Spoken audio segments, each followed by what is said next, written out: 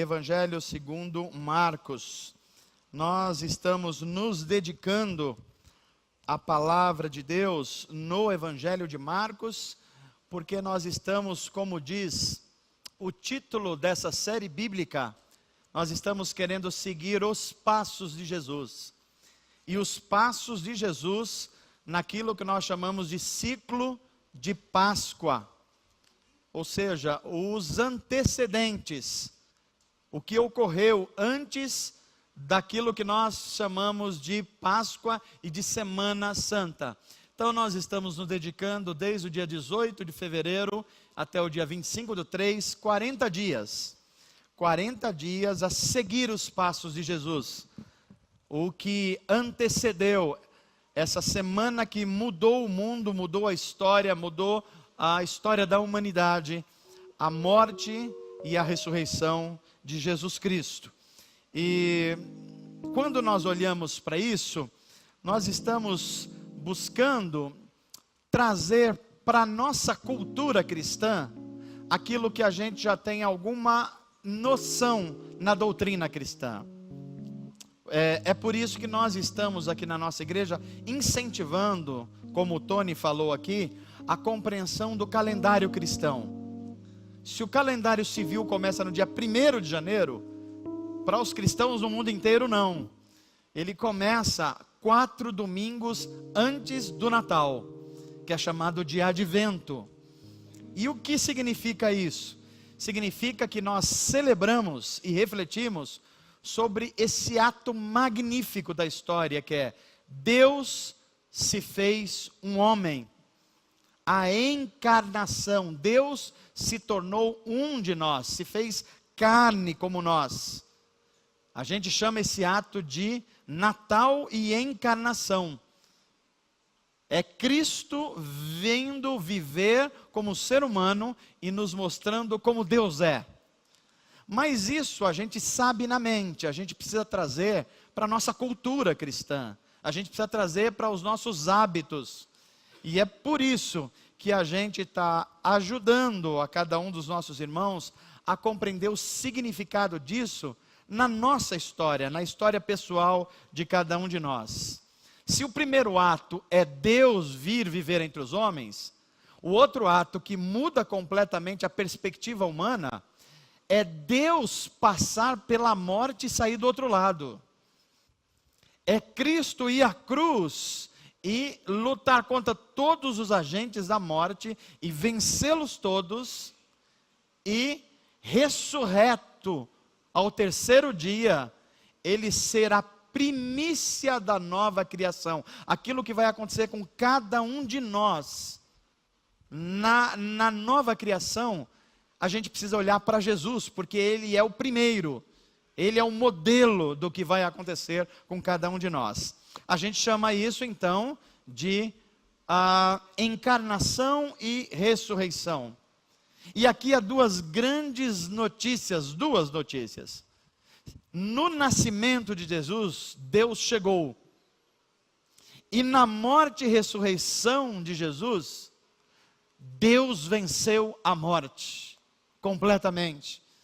Então são duas grandes notícias a respeito do evangelho que nós estamos falando aqui. Começamos com a pregação de domingo passado, mostrando que a nossa fé, ela é uma fé que ela não surgiu de uma ideia de alguém há 2000 anos atrás, um grupo de pescadores que estavam meio alienados, querendo lutar contra o Império Romano. Não é isso não. A fé cristã é uma fé profética, ela foi profetizada desde os tempos mais antigos. E todas essas profecias se cumpriram em Jesus Cristo. Por isso que quando Jesus Cristo chega ao mundo, João vê, ele diz assim: é este o homem que os profetas falaram. Deus chegou no nosso mundo. Agora nós sabemos quem Deus é. A gente não ouviu falar, a gente olha para Jesus e vê a face de Deus nele. É isso que está acontecendo. Então, e nós falamos também que a nossa fé é uma fé histórica. Por exemplo, alguém que acredite no confucionismo, ele vai ter que olhar para a história e falar: será que Confúcio viveu mesmo? Não viveu?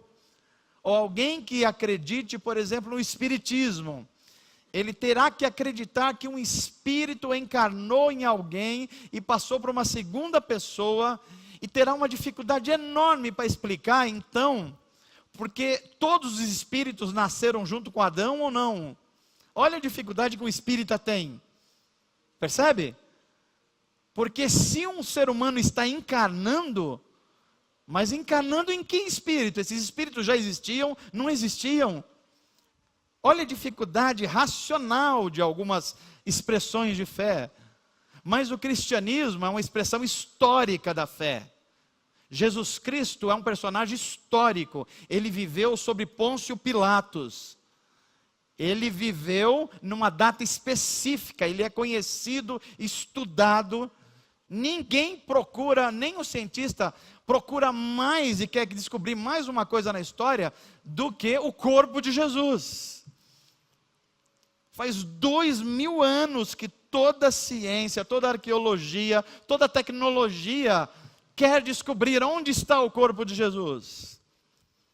Para a mente, digamos assim, apenas lógica, é uma questão de DNA. Para aqueles que creem em Jesus Cristo e creem na fé profética, que uma vez foi revelada aos santos, ele responde assim: ele não está aí, não adianta procurar, ele já ressuscitou. Ele vive para sempre. Ele é Deus. É isso. Então hoje nós vamos continuar a leitura. Se nós lemos de Marcos 1 a 16, a 15 melhor, hoje nós vamos ler Marcos 1, 16 em diante. Vamos fazer isso então. Marcos, capítulo 1, verso de número 16. Diz assim o texto bíblico: enquanto Jesus andava à beira do mar da Galileia, ele viu Simão, Pedro, e o seu irmão chamado André. E eles estavam jogando as redes ao mar, portanto trabalhando, pois eles viviam da pesca. Verso 17, Jesus lhes disse: venham, sigam-me, e eu farei de vocês pescadores. Só que agora, pescadores de gente. Verso 18, no mesmo instante deixaram as suas redes e o seguiram. 19, pouco mais adiante Jesus viu Tiago e João, filhos de um homem chamado Zebedeu, e eles estavam consertando as redes num barco. Chamou-os de imediato, eles também o seguiram, deixando o seu pai Zebedeu no barco com os empregados. Verso 21, Jesus e seus seguidores foram à cidade de Cafarnaum. E quando chegou o sábado, ele entrou na sinagoga e começou a ensinar. Verso 22, e o povo ficou tão admirado com o seu ensino, pois ele falava com verdadeira autoridade, diferente dos mestres da lei que pregavam nas sinagogas. Verso 23, de repente um homem ali na sinagoga, possuído por um espírito maligno, gritou: por que vem nos importunar, Jesus de Nazaré? Você veio para nos destruir? Sei quem é você. Você é o Santo de Deus. Verso 25. Cale-se, repreendeu Jesus. Saia deste homem. Então o espírito impuro soltou um grito, sacudiu o homem violentamente e saiu dele. E todos os presentes ficaram admirados e começaram a discutir o que tinha acontecido. Que ensinamento novo é esse? Perguntavam. Como ele tem autoridade, até os espíritos impuros obedecem às ordens dele. As notícias a respeito de Jesus se espalharam rapidamente por toda a região norte de Israel, a Galileia. Depois que Jesus saiu da sinagoga, com Tiago e João, foram à casa de Simão e André. Verso 30, a sogra de Simão estava de cama, com febre. Imediatamente falaram a seu respeito para Jesus.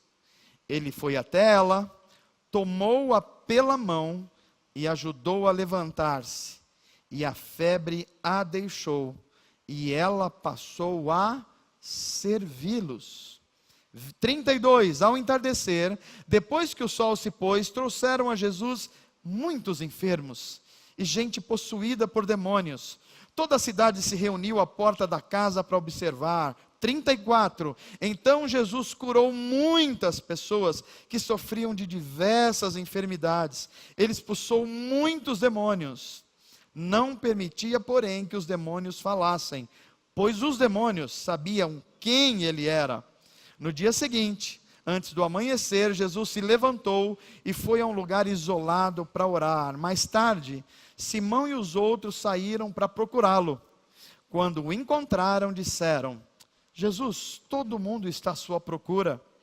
Verso 38, Jesus respondeu: devemos prosseguir para as outras cidades, para atingir as outras pessoas, e lá também anunciar a minha mensagem. Foi para isso que eu, Jesus, vim. 39, então ele viajou por toda a região da Galileia, pregando nas sinagogas e expulsando demônios. E um leproso veio e ajoelhou-se diante de Jesus, implorando para ser curado. Se o Senhor quiser, pode me curar e me deixar limpo. Cheio de compaixão, Jesus estendeu a mão e tocou nele. Eu quero, respondeu. Seja curado e fique limpo.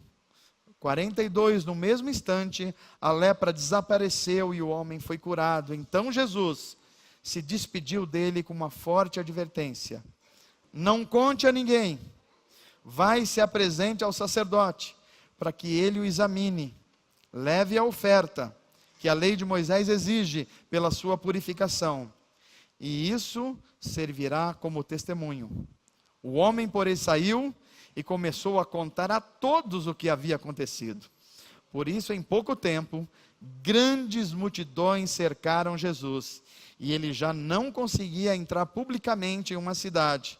E embora se mantivesse em lugares isolados, gente de toda parte vinha até ele. Vamos orar. Pai, obrigado pela tua palavra, obrigado pelo Espírito Santo que nos ilumina essa palavra. Obrigado pela vida dos meus irmãos que estão aqui, aqueles que nos estão assistindo pela internet. Fala ao nosso coração, nos liberta de tudo que precisamos ser libertos. Cura, Senhor, as nossas enfermidades, sejam físicas, sejam psíquicas, sejam espirituais. E, sobretudo, nos ensina a viver. Porque o Senhor não só sabe o que é a vida, o Senhor é a vida. E é a vida que nós recorremos agora. Jesus Cristo, o Deus feito homem. É no poder do Espírito que nós oramos. E no nome de Jesus que nós te pedimos. Amém.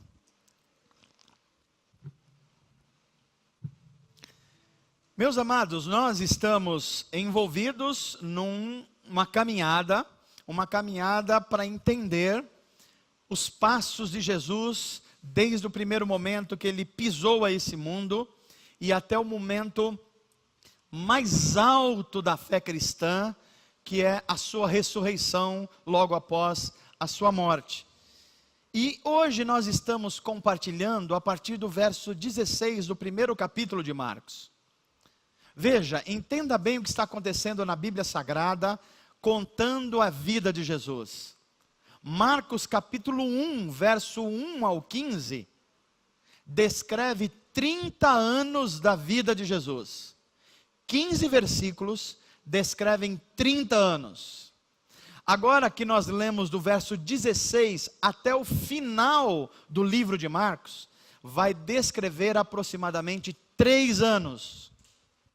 15 versículos descrevem 30 anos, e todo o restante do livro de Marcos vai descrever 3 anos. Então agora o que está acontecendo aqui? Depois que Jesus Cristo, ele é revelado por Marcos como alguém que vem porque as profecias disseram que ele viria, depois que ele é ungido no batismo e o Espírito Santo vem sobre ele, depois que Jesus é testado no deserto, com aquelas tentações que nós falamos domingo passado, Agora Jesus está pronto para começar o seu ministério público. Ele está pronto para começar a agir como o Filho de Deus, o Cordeiro de Deus, que vai levar a humanidade a conhecer a Deus. E qual é a primeira coisa que Jesus faz? A primeira coisa que Jesus faz é escolher gente, seres humanos, para um chamado de vida. E é muito interessante que quando nós estamos lendo essa parte do Evangelho de Marcos, nós vemos que Jesus chama pelo menos 3 tipos de gente. E esses 3 tipos de gente diz muito a respeito do nosso convívio social. Porque as primeiras pessoas que Jesus chama, e está logo no comecinho dos versos 16 e 17, Jesus está andando pela praia, ele já foi apresentado por João, ele já foi batizado, ele já foi ao deserto. E ele vê 2 homens pescando, trabalhando, fazendo aquilo que se espera deles, ganhando a vida, tocando a sua profissão. Eles estão fazendo aquilo que eles se prepararam para fazer, eles estão trabalhando. Aí Jesus olha para eles e fala assim: ei, vocês 2 aí. Eles falam: quem? A gente? É, vocês 2 mesmos. Eu quero fazer vocês pescadores. Imagina esses 2 primeiros ouvindo de Jesus e olham um para o outro e falam: mas a gente já é pescador. Aliás, nós nos preparamos a vida inteira para pescar. É isso que nós estamos fazendo aqui agora. Aí Jesus olha para eles e fala assim: é pescadores, mas não mais de peixes. Eu quero fazer vocês pescadores de gente. Pescadores de seres humanos. Pescadores de homens. Jesus anda um pouquinho mais, enquanto ele está andando, ele encontra mais 2. Tiago e João, irmãos também. E aí a gente vê Marcos falando, Marcos vai dizer assim: estes não estavam pescando. E o que estavam fazendo esses 2? Eles estavam consertando as redes. Eles estavam se preparando para fazer aquilo que os outros 2 já estavam fazendo. E Jesus chama gente que está se preparando. E mais à frente, nós vamos ver que depois de Jesus ensinar numa sinagoga, ele chega na casa de Pedro e vê uma mulher doente. Quem é? É a sogra de Pedro. E Jesus chama um terceiro tipo de gente. Gente que não está fazendo alguma coisa porque está impossibilitado de fazer alguma coisa. É sobre essas 3 coisas que eu queria falar com vocês hoje, porque quando nós estamos seguindo os passos de Jesus, a pergunta que se impõe é: Jesus veio para quê? E eu queria propor a vocês hoje que a mensagem dessa noite seria responder essa pergunta: para que Jesus veio? E a minha resposta, vindo da Bíblia Sagrada, é: Jesus veio para ser a alegria dos homens. Jesus veio para ser a boa notícia para a humanidade. Jesus veio para dar direção para quem está fazendo alguma coisa. Jesus veio, inclusive, para aquele que está se preparando para fazer alguma coisa. Mas também Jesus veio para aquele que quer fazer alguma coisa, mas não pode fazer porque está doente, porque está aprisionado. E quando nós olhamos essa missão de Jesus, nós identificamos para que ele chamou os discípulos do seu tempo e por que ele chamou a gente como seus discípulos. E quando nós vemos o chamado de Pedro e de André, a gente vê que Jesus Cristo veio para chamar os que estão fazendo algo na vida. E deixa eu chamar a sua atenção agora. Você pode estar aqui nesse culto hoje e você se preparou a sua vida inteira. Você está se tornando uma pessoa bem desenvolvida profissionalmente. Você se tornou um professor reconhecido, um gerente, um profissional. E você assim está olhando para tudo isso como uma coisa que vai realizar você, você vai se tornar reconhecido como um profissional, ou como alguém que as pessoas olham para você e falam assim: puxa vida, você é uma pessoa bem-sucedida. A gente poderia falar a mesma coisa desses dois homens que Jesus chamou. O primeiro André e o segundo Pedro, André e Pedro. Por quê? Porque eles estavam no seu empreendimento de pesca. Marcos deixa muito claro que quando Jesus chama esses dois homens, eles estão fazendo aquilo que eles se prepararam para fazer. Aquilo que eles receberam como instrução dos seus pais, da sua família. Eles estão se sentindo, digamos assim, quase que realizados pescando, porque eles existiam para aquilo.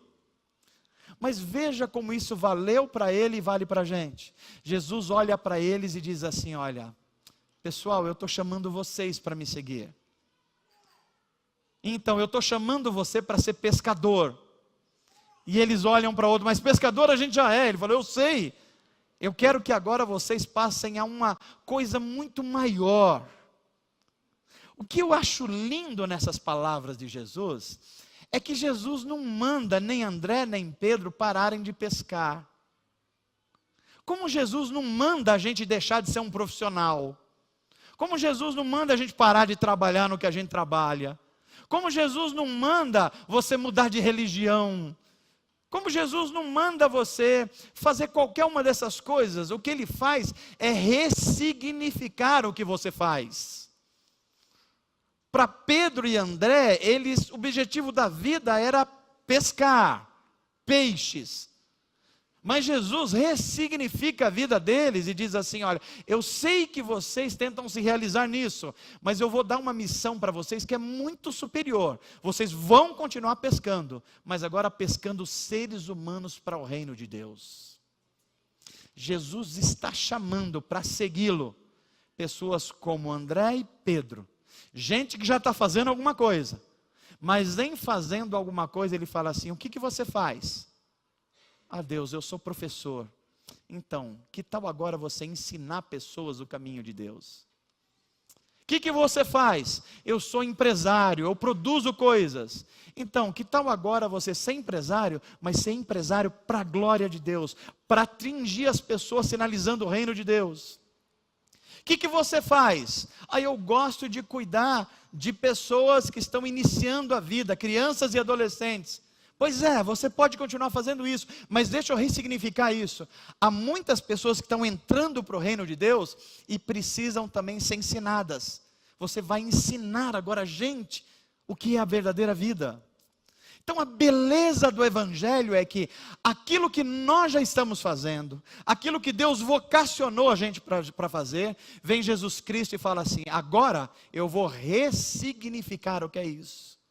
É por isso que muita gente fala assim: ah, que legal, o meu casamento é um casamento legal, eu não brigo muito com meu marido, com a minha esposa, a gente vive relativamente bem.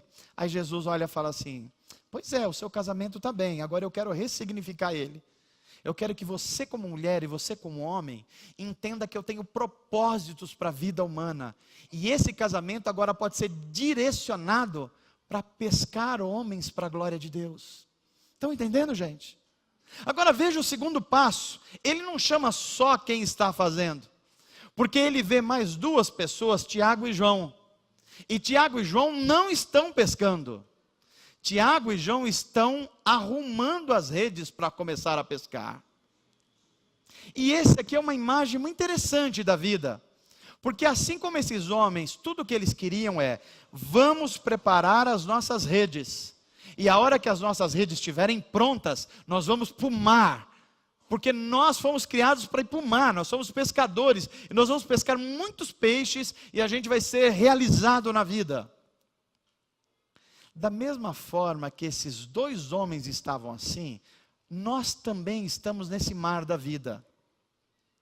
Quando a gente olha para um ser humano hoje, o que dá mais tensão num jovem, por exemplo, é a universidade. Eu preciso me preparar para ser aquilo que eu quero ser. Eu preciso passar numa boa universidade. Alguns falam assim: eu preciso ser uma boa mãe, eu vou me preparar para isso. Outros falam assim: eu vou me preparar para estudar no exterior. Eu vou me preparar por alguma coisa. Pois é, Tiago e João estavam fazendo exatamente isso. Eles estavam investindo nas suas vidas, porque eles queriam ser pescadores. Eles estavam preparando as redes para isso. E eu não sei qual é o seu sonho hoje, qual é a sua rede que você está lidando, que você está arrumando as redes, porque você sonha com alguma coisa que vai te realizar, que vai dar significado para você. Mas quando a gente olha para Jesus Cristo, Ele olha para a gente e fala assim: olha, tudo bem você está cuidando da sua rede, mas eu estou chamando pessoas agora, não só para se preocupar com o que vai acontecer. Eu quero desde agora que você aprenda a andar comigo, enquanto você está preparando para acontecer. Se no primeiro caso, Jesus chama gente que já está fazendo alguma coisa, no segundo caso, Jesus também chama gente que está preparando-se para fazer alguma coisa. Eu estou me lembrando do profeta Jeremias, quando Deus chama ele e fala da missão dele. Jeremias fala: Senhor, eu sou uma criança em relação a essa missão. Aí Deus olha para Jeremias e fala assim: Jeremias, foi eu que chamei você. Você está preparando as suas redes, mas sou eu que vou levar você a fazer a missão que eu tenho para você. Quando a gente olha para muitos homens na Bíblia e mulheres, quando eles viram o chamado de Deus, eles falaram: Senhor, não dá, porque eu ainda estou me preparando. Uma palavra curiosa no Novo Testamento é quando Jesus chama algumas pessoas, eles dizem assim para Jesus: Jesus, eu sei que o Senhor é um mestre, o Filho de Deus, mas deixa eu primeiro enterrar a minha mãe. Eu estou me preparando para alguma coisa, Jesus. Deixa eu primeiro cuidar que fugiram 2 vacas e eu tenho que pegá-la de volta. Deixa eu primeiro fazer a faculdade, Jesus, aí eu te sigo. Não, depois da faculdade, Senhor, eu tenho que fazer um mestrado. Depois que eu me estabilizar na vida no mestrado, eu te sigo, porque eu estou me preparando. Aí Jesus olha para essas pessoas e fala assim: eu quero fazer vocês pescadores de homem nesse ambiente que você está se preparando. Eu quero que você alcance gente perdida nesses ambientes enquanto você está se preparando. Porque se você estava imaginando ser um pescador de peixes, eu quero que você ressignifique a sua vida. Eu quero que você seja um pescador de homens. Então prepare as suas redes, mas prepare não mais para pegar só peixes, mas para pescar gente para o reino de Deus. Amém, gente? Mas nós seguimos o texto de Marcos e a gente vai ver que se Jesus chama gente que já está fazendo algo, e gente está se preparando para algo, Ele também, chama gente que está sendo impedida de fazer algo. Jesus sai com os discípulos e alguém chama Jesus para tomar um café na casa de Pedro. E Pedro e Jesus eram tão próximos, esses primeiros discípulos. Eu não sei o que acontece, mas quando você fala num lugar que tem café e um lanchinho, junta a gente, não é verdade? Nós estamos tendo isso na quinta-feira aqui. Venha para o culto. Eu não sei o que está cativando mais as pessoas, se é a mensagem, se é a oração, se é o testemunho ou se é o café, mas seja lá o que for, venha, e Deus vai curar esse coração faminto seu, de lanchinho ou não. Pois é, parece que Jesus vai tomar um café na casa de Pedro, mas quando ele chega lá, alguém fala: Jesus, não tem café. Por que não tem café? Porque quem faz o nosso café é a sogra do Pedro. E cadê a sogra do Pedro? A sogra do Pedro está lá na cama, está doente. A sogra do Pedro está com uma febre danada, não consegue levantar. Jesus se aproxima dessa mulher, pega a mão dela e começa a levantar ela. Agora, do que é mesmo que a sogra de Pedro está doente? Do que, gente? Febre. O que é febre, gente? As palavras não estão na Bíblia por acaso. Ela poderia dizer assim: olha, a mulher estava doente e seguiu o texto, mas a Bíblia fala que ela está doente e está com febre. O que é febre no nosso corpo humano?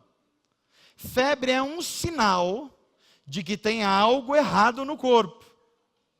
E por isso que a temperatura sobe. Para quê? Para você investigar. tem alguma infecção, tem alguma coisa que não está funcionando, tem alguma coisa que pode levar o corpo humano ao colapso. E quando isso não está acontecendo, você não tem saúde. E se você não tem saúde, você não pode ficar de pé e fazer algo.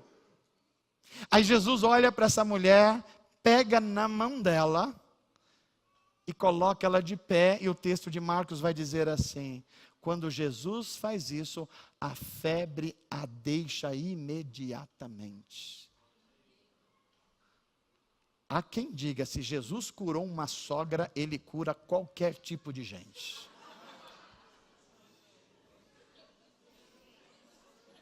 Jesus é incrível, em qualquer aspecto que você pense.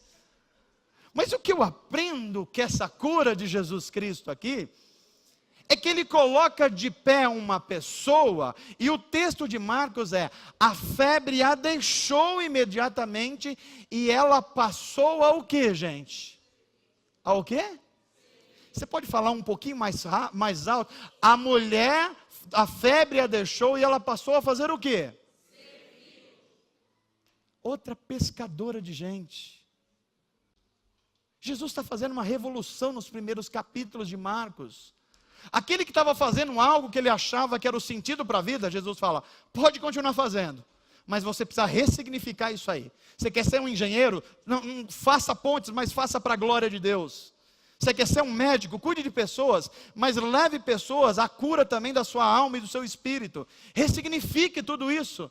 Você está defendendo gente, você é um advogado, você é um juiz. Pois é, faça justiça, mas mais do que isso, faça justiça com misericórdia. Isso é reino de Deus. Agora está uma mulher que quer fazer algo, mas não pode fazer algo. E ela não pode por quê? Porque está doente. E a doença deixa ela numa cama. Jesus a levanta, e quando Jesus a cura e a febre vai embora, a mulher passa imediatamente a servir as pessoas. Isso é a realidade, que essa mulher não foi curada só da febre. Ela foi curada do que, gente? Não vai falar que ela sofria de sogrismo, isso não é uma doença, né? Ela sofria de qualquer outra coisa, mas o fato é que ela se coloca de pé e começa a servir as pessoas. Para que Jesus veio? Jesus veio para chamar aqueles que estavam impedidos de fazer algo e dar-lhes uma missão nobre para eles fazer. Amém, gente? Agora, se a gente olha isso como um chamado de vida, nós começamos lendo aqui Marcos 1, e a gente vê que Jesus não só chama essas pessoas, mas ele diz a elas o que fazer da própria vida. Olha que coisa curiosa, a gente continua lendo o texto de Marcos, e a gente repergunta: para que Jesus veio ao mundo? E a resposta de Marcos é: ele veio para ensinar as pessoas o que significa viver. O que significa viver. Os evangelhos insistem que Jesus Cristo é vida. Não é que ele tem vida, ele é a própria vida, ele é a fonte da vida. Olha a prova disso. Os judeus estavam acostumados com os mestres ensinando. Os judeus têm uma das culturas mais incríveis do mundo. Uma criança começa a estudar em Israel muito antes dos 6 anos de idade. As crianças são ensinadas sobre a lei de Moisés, com 9 anos eles já dominam praticamente toda a parte do Antigo Testamento. Com 13 anos de idade, uma criança em Israel, eles olham e dizem assim: você já conhece a Torá inteira, você já decorou ela inteira, você conhece todo o significado disso para a nossa história e cultura? E eles fazem um teste. Só os excepcionais continuam estudando para ser um rabino. Os outros, eles falam assim: olha, você foi bem, obrigado, mas volte a substituir o seu pai na profissão deles. Por quê? Porque a conhecer a lei de Deus para eles é a atividade mais suprema. Então o povo de Israel estava acostumado a ter bom ensinamento, mas quando eles olham Jesus, eles dizem assim: esse homem ensina diferente. Esse homem ensina com autoridade. Esse homem ensina de forma que a gente vê que é diferente dos outros rabinos. E quando eles estão pensando nisso e Jesus está ensinando, num culto como esse, tem um barulhão na sinagoga. E um homem possuído por um espírito maligno pula e dá um grito. A nossa igreja não está muito acostumada com isso, mas eu imagino um dia que eu estou pregando aqui e você vê voando 5 cadeiras do seu lado. É claro que você, cheio de autoridade de Deus, vai lá colocar a mão sobre a cabeça das pessoas e vai repreender em nome de Jesus. Não é isso que você vai fazer? Pastor, nesse momento eu já estou no farol ali, né? Deixa esse negócio para os pastores, deixa esse negócio. Mas acontece, Jesus está ensinando, ele não está fazendo campanha de curas e maravilhas, ele não fez a campanha dos 7 dias, nada disso, ele está ensinando. E um homem dentro da sinagoga, portanto um religioso, dá um grito e diz assim: Jesus, o que é que você veio fazer aqui? Ora, a pergunta deve ser outra, né? O que é que aquele demônio está fazendo ali? Mas ele pergunta a Jesus: o que é que você está fazendo aqui? Você veio nos perturbar. E o demônio diz assim: eu sei quem você é. E olha a resposta de um demônio, que parece que ela está mais correta teologicamente do que muitos crentes. Porque ele diz assim: tu és o santo de Deus. Perfeito teologicamente. Tu és o santo de Deus.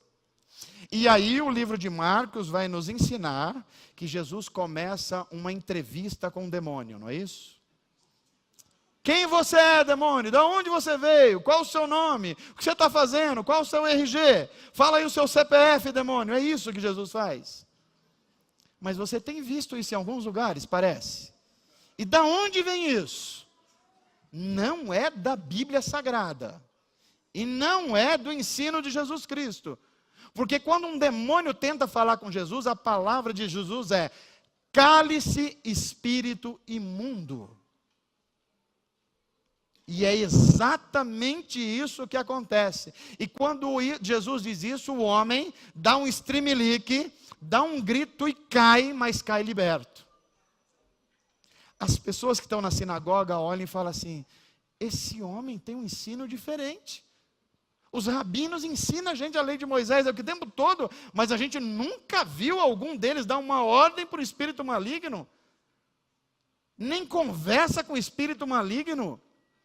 Ele dá uma ordem e o homem sai liberto. E a fama de Jesus se expande por todos os lugares. O que isso significa? Significa que Jesus Cristo veio para trazer alegria aos seres humanos. Ele veio para ensinar a mim e a você como viver. Ele veio para mostrar o que é a verdadeira vida. E a verdadeira vida é essa: que os homens conheçam a Ti através da minha vida. Amém, gente? Por que é que Jesus Cristo é a nossa alegria? Porque Ele vem ensinar a gente o que é viver de verdade, ressignificar a nossa vida. Mas a gente continua correndo os olhos e a gente vê que Jesus, além de ensinar, Ele veio para libertar os aprisionados da vida. Libertar do quê? Libertar dos poderes das trevas. Libertar das falsas ideias de vida, libertar dos poderes da morte, libertar de tudo aquilo que conspira contra a vida, libertar dos espíritos malignos que tomam as pessoas, libertar de toda forma de opressão. Porque veja, mesmo num ambiente em que a Bíblia está sendo ensinada, é possível que as pessoas não sejam, no primeiro momento, libertas. É necessário que Jesus olhe para alguém e diga assim: espírito maligno que está sobre essa vida, eu te repreendo, saia dele. Há momentos na vida nossa como discípulo de Jesus que nós vamos ensinar, mas há momentos na vida da gente que a gente vai ter que ter uma atitude de fé e repreender toda sorte de espírito de morte, de poderes de trevas, que estão sobre a vida de familiares nossos, de filhos que estão perturbados, de patrões que estão endemoniados, de governantes que estão dominados por demônios de corrupção. E a gente vai ter que olhar para tudo isso e dizer: no nome precioso de Jesus, aquele que liberta o ser humano, eu te repreendo, Satanás.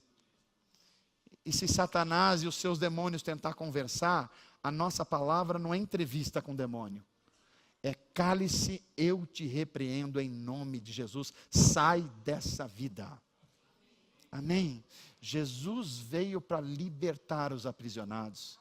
E finalmente Jesus veio para curar os doentes de alma. Eu já estou partindo para o final dessa mensagem, mas preste atenção. O texto que nós lemos fala de duas curas. Duas curas. A primeira é a sogra de Pedro que está com febre. O segundo é um homem que a Bíblia define ele como um leproso. Olha que características interessantes do que Jesus está libertando. A primeira é uma pessoa que quer fazer algo de bom, mas não pode. Por quê? Porque está febril, está doente e precisa ser libertado disso. E Jesus vai e liberta essa pessoa e ela passa a servir. Mas Jesus se encontra também com um homem leproso. Gente, ser leproso na época de Jesus, a gente não pode fazer a menor ideia do que significava isso. Ser leproso era o sujeito mais indigno de uma sociedade. A gente que acha que a lepra dos tempos de Jesus é a hanseníase do dia de hoje. Não é não. Hanseníase é uma doença muito mais leve. A lepra na época de Jesus, a pessoa estava andando, caiu o nariz, caiu os dedos, deformava a pessoa e era altamente contagiosa. O que significava isso? Que além da pessoa sofrer dores terríveis no seu corpo, ela sofria discriminação o tempo inteiro. Porque quem é que queria ficar perto de um leproso, sendo uma doença que se espalhava? Então o que faziam com os leprosos? Pegavam os leprosos e diziam: você vai viver fora da cidade, porque senão a sua doença vai se espalhar aqui. Agora imagine uma pessoa que está sentindo dores terríveis, agora é abandonada pelas outras pessoas e vai viver na solidão fora da cidade. Era esse tipo de gente que Jesus encontrou. Só que esse homem, olha como os doentes, os oprimidos e até mesmo os espíritos malignos reconhecem quem Jesus é. Porque ele olha para Jesus, ele sabe que a doença dele não tem cura, porque ninguém nunca foi curado em Israel de lepra. Ele olha para Jesus e fala assim: o Senhor não só ensina diferente, o Senhor não só liberta as pessoas, mas o Senhor é um ser humano que nunca apareceu aqui. Ninguém conseguiu me curar até hoje, mas se o Senhor quiser me curar, o Senhor pode. Já pensou que tipo de fé é esse? É preciso lembrar que ninguém havia sido curado desse tipo de mal. Mas ele olha para Jesus e identifica: se o Senhor quiser, o Senhor pode me curar. E Jesus olha para ele cheio de compaixão, dizer assim: eu quero curar você. Talvez a gente esteja hoje nesse culto aqui, fazendo essa mesma oração para Deus. Senhor, eu tenho coisas com as quais eu estou lutando, que é impossível alguma pessoa ou coisa resolver o meu problema. Mas eu estou olhando para ti não apenas como um mestre. O Senhor é Deus, e para Deus nada é impossível. Se o Senhor quiser, o Senhor pode me curar hoje. Amém, gente? Você crê nessa palavra? Você crê que Deus pode mudar cativeiros hoje na sua vida? Você crê que Deus pode curar você da pior doença, seja no corpo, na alma ou no espírito, porque Ele é Deus entre nós? Esse homem creu. E quando nós vimos que Jesus o curou, ele fica limpo, e Jesus fala assim: vai mostrar para o sacerdote. Faz os sacrifícios, porque isso vai ser testemunho. O que é que Jesus está dizendo aqui? Não ache que tudo que eu fiz para você é curar você. Eu quero fazer de você também um testemunho para ser curador de outros seres humanos. Amém, gente? Jesus Cristo cura, mas Ele cura para a gente ser curadores de outros seres humanos. Jesus Cristo liberta o espírito humano, mas Ele nos liberta para a gente também tirar da prisão outros seres humanos. E Jesus Cristo nos ensina o que é a vida. E para quê? Para a gente ser um grupinho de intelectuais cristãos discutindo quão bom é a nossa vida com Jesus? Não! Ele chama a gente para ensinar os perdidos a viver a verdadeira vida em abundância. Portanto, vão é a palavra dele. Vão e façam discípulos. Percorra as nações. Batizem-os em nome do Pai, do Filho e do Espírito Santo. E quando vocês estiverem libertando, curando, ensinando pessoas, eu estarei com vocês até o final dos séculos. Amém? Quem é Jesus Cristo? Jesus Cristo é a alegria dos homens. É a alegria daquele que está aprisionado e precisa ser liberto. É a alegria daquele que está doente e precisa ser curado.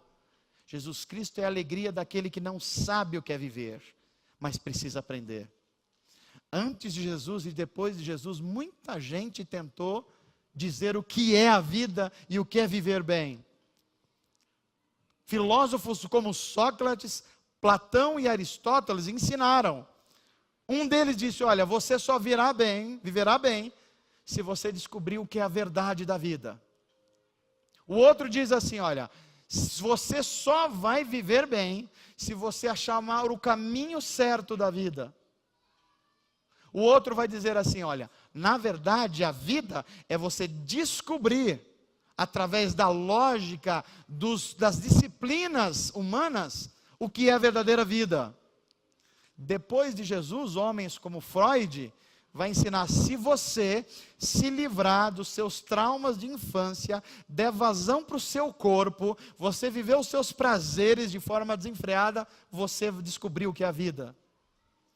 Quando a gente olha para Nietzsche, outro filósofo, ele vai dizer: na verdade, isso que a maioria dos seres humanos estão vivendo não é vida.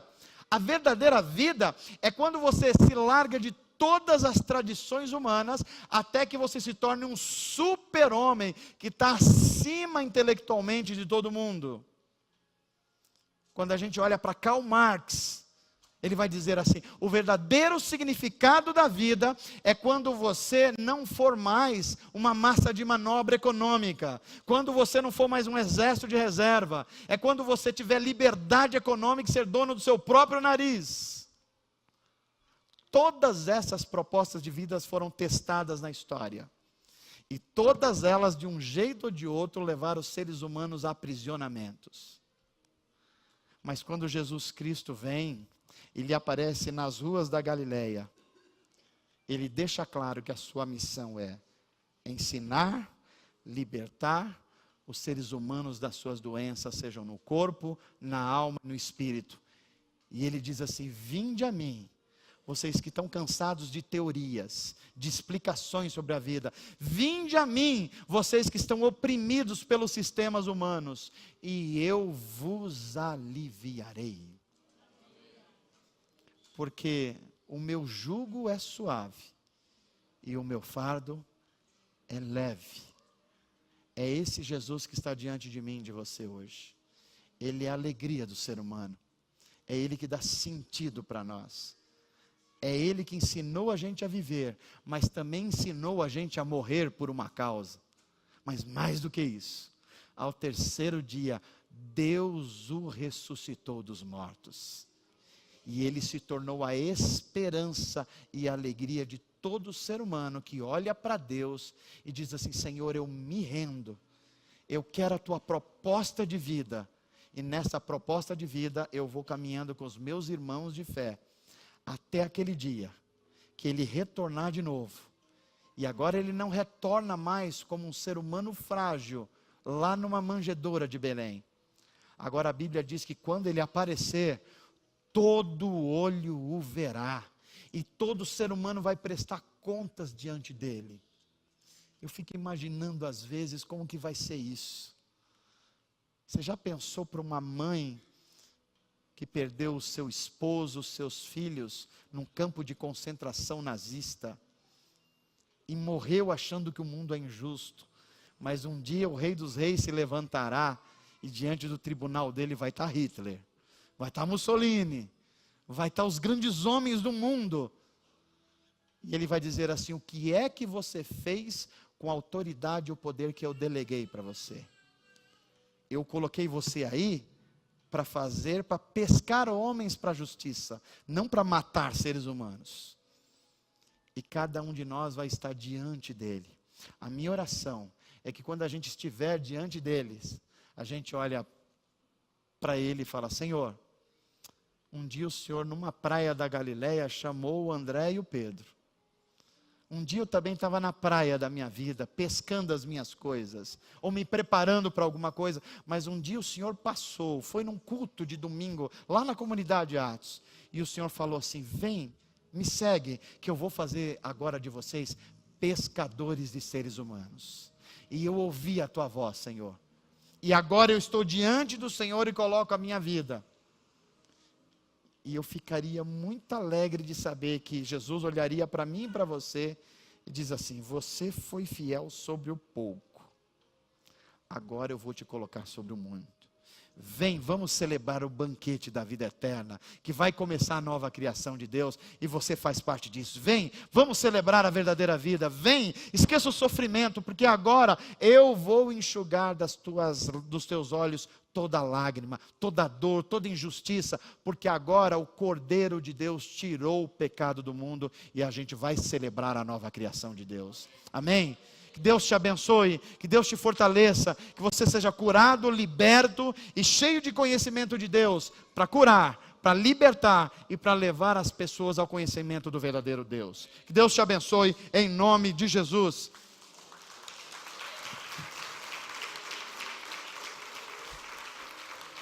Convido você a ficar de pé para a gente orar juntos e cantar juntos.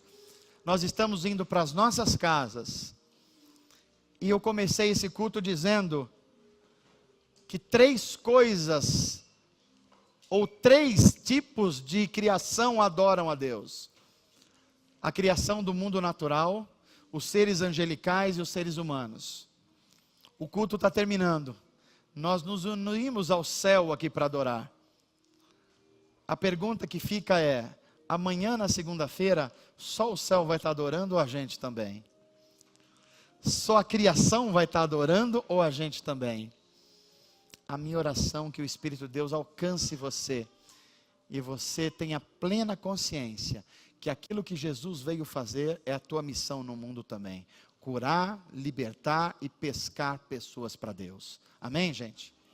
Vamos orar a respeito disso. Fecha os teus olhos.